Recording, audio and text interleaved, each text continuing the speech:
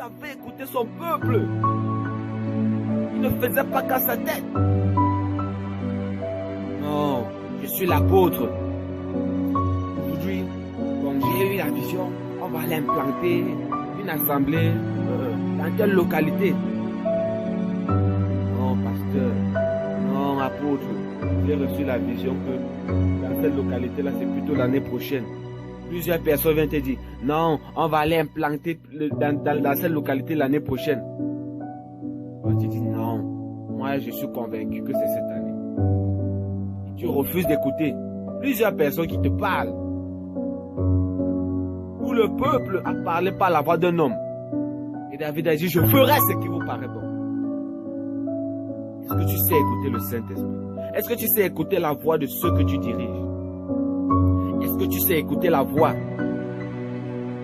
ceux qui sont sous ton autorité? 1 Corinthiens chapitre 13, verset 28. La Bible nous dit, il y a ceux qui ont reçu le don de gouverner et de secourir. Donc il n'y a pas que 9 dons, il y a le don de gouverner. Et dans chaque groupe, à caractère chrétien, groupe d'intercesseurs, groupe d'évangélistes, groupe pastoral, groupe d'église, etc., etc. Il doit y avoir quelqu'un qui a le don de gouverner. Et ce n'est pas parce qu'on a le don de gouverner qu'on doit marcher sur ce qu'on gouverne. Certains gouvernants font comme si c'était que eux qui avaient le Saint-Esprit. Non, non. David écoutait.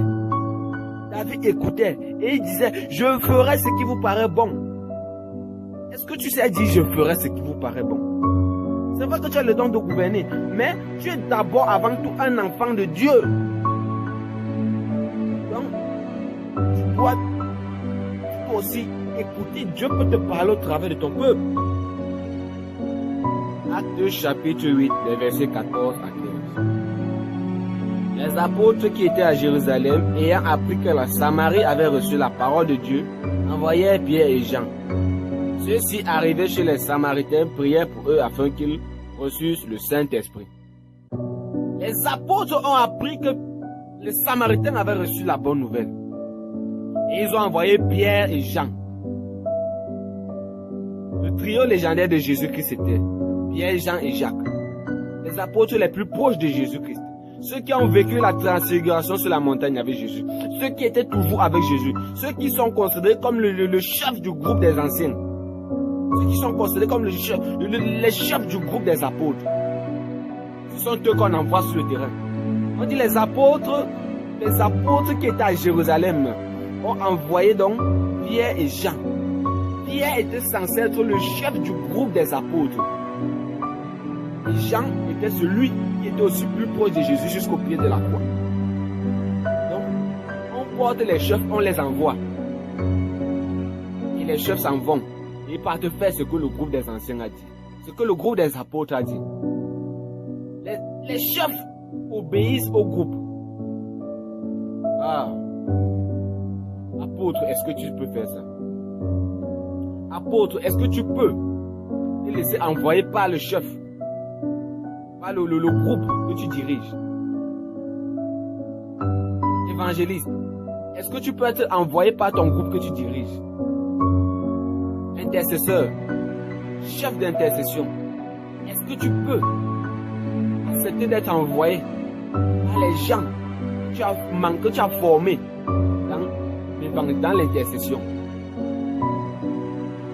Gouverneur, toi qui as le don de gouverner, est-ce que tu peux accepter que ceux que tu gouvernes t'envoient quelque part? Est-ce que tu peux accepter de les écouter et de mettre en application quelque chose qu'ils te disent?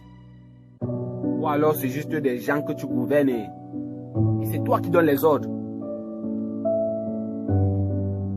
Refais un peu un playback. La Bible nous parle des ministères du Saint-Esprit. Est-ce que tu es apôtre? Est-ce que tu es docteur? Est-ce que tu es enseignant? Est-ce que tu es évangéliste? Ou alors est-ce que tu es pasteur? Ce ministère ne t'appartient pas. La Bible dit les ministères du Saint-Esprit. Beaucoup tombent qu'ils finissent par croire que les ministères du Saint-Esprit sont devenus leur ministère. C'est le cas de Osias, qui l'année d'après la mort du sacrificateur Zacharie, est devenu orgueilleux, a commencé à faire ce qui lui semblait bon, au point d'être frappé de lèpre, en plein dans le temple, en train d'offrir des sacrifices à la place des sacrificateurs. C'est ce qui arrive quand on finit par croire que le ministère du Saint-Esprit, c'est son propre ministère à soi-même. Et Saül, lorsque Dieu l'envoie par la bouche du prophète Samuel pour détruire les Amalécites, parce que les Amalécites avaient barré la voie au peuple d'Israël lorsqu'ils devaient traverser. Dieu a dit détruire complètement les Amalécites et vous tout par interdit. Mais Saül arrive, le peuple dit bon, regardons les brebis les plus belles, on va sacrifier à l'Éternel. Le peuple dit gardons les femmes les plus belles pour nous. Qu'est-ce que Saül fait? Saül les laisse faire. Et même Saül laisse vivant le roi des Amalécites, le roi Agag. Et encore, Saül arrive devant le lieu de combat. Parce que Samuel n'est pas encore arrivé, parce que Samuel est en retard pour le sacrifice. Il voit comment le peuple est déjà en train de se retirer un à un. Qu'est-ce que Saül fait? Saül prend le sacrifice et lui-même il sacrifie à la place du sacrificateur. Pourquoi? Pour paraître bien devant les hommes. Le ministère de Saül était devenu, le ministère que Dieu avait donné à Saül était déjà devenu son ministère à lui. Non, il fallait qu'on voie qu'il est un grand homme.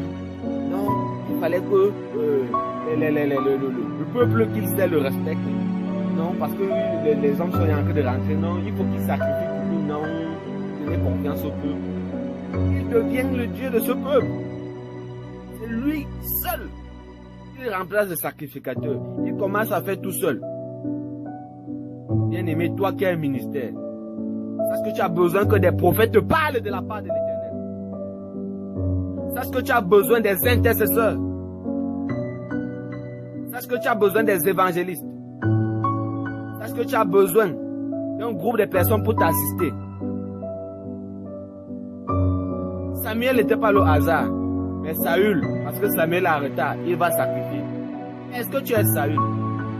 D'ailleurs, il y a des ministres de Jésus-Christ aujourd'hui qui sont des Saül. Il y a des ministres de Jésus-Christ aujourd'hui qui sont des Saül. Non, il faut plaire au peuple. Non, il faut montrer comment on est grand devant le peuple. Non, il faut rechercher sa grandeur devant le peuple. Non, il faut pas que le peuple te voie comme un petit. Non, il faut paraître bien devant le peuple. Mais devant Dieu, qu'est-ce que tu dis? Devant Dieu, qu'est-ce que tu dis? Est-ce que tu as déjà pensé? Est-ce que tout ce que je fais devant ce peuple-là, pour être grand, pour être bien vu, pour être vu par les hommes, est-ce que Dieu agrée cela? Bien-aimé, fais une rétrospective de ton ministère depuis que tu as lancé. Il n'est pas trop tard pour se repentir. Nous savons comment les Saül finissent. Et de nos jours, quand quelqu'un a un ministère et qu'il prend celui de faire tout, au lieu de laisser le prophète faire sa part. Parce que le corps de Christ est complet. D'après ce que nous lisons dans le livre de Corinthiens. On est plus de Corinthiens. Les ministères du Saint-Esprit renferment, le corps de Christ renferme les 5 ministères, tous les ministères du Saint-Esprit, tous les dons. Mais toi, tu ne veux pas laisser les prophètes opérer. Toi, tu ne veux pas laisser les évangélistes opérer. Toi, tu ne veux pas laisser quiconque est à sa place d'agir. Vous êtes dans un groupe. Vous devez faire des choses ensemble. Mais c'est toi seul qui prends toutes les décisions. Tu appuies les autres, tu les écrases, tu marches sur le peuple que Dieu t'a donné. Bien-aimé, tu es Saül. Et si tu ne te repens pas, sache que Dieu va te juger. Si tu ne te repens pas, tu finiras comme Saül. Repens-toi, il est encore temps pour toi. Que le Seigneur ait compassion de ton âme.